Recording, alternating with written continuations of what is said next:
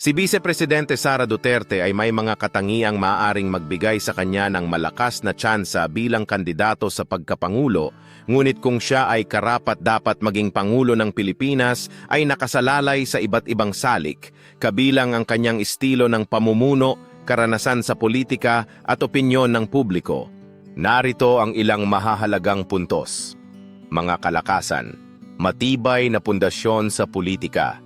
Bilang anak ng dating Pangulong Rodrigo Duterte, may malawak siyang impluwensya at matibay na suporta, lalo na sa Mindanao.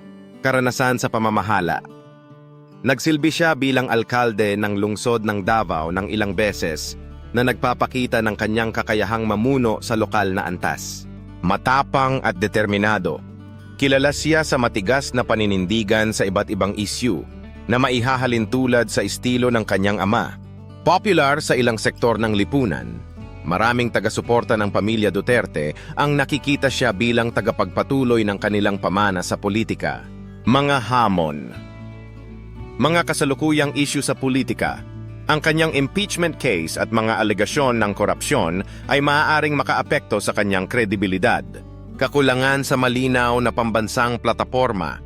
Hindi pa malinaw kung ano ang kanyang pangmatagalang plano para sa bansa kumpara sa ibang mga posibleng kandidato na may matibay ng agenda.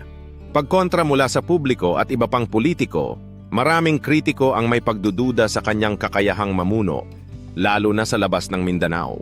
Labanan sa halalan 2028. Kung tatakbo siya sa pagkapangulo, posibleng humarap siya sa matitinding katunggali. Conclusion.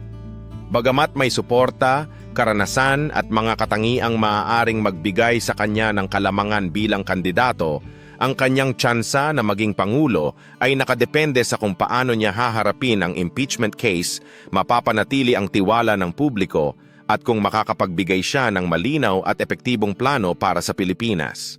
Sa tingin mo ba, may kakayahan siyang maging pangulo?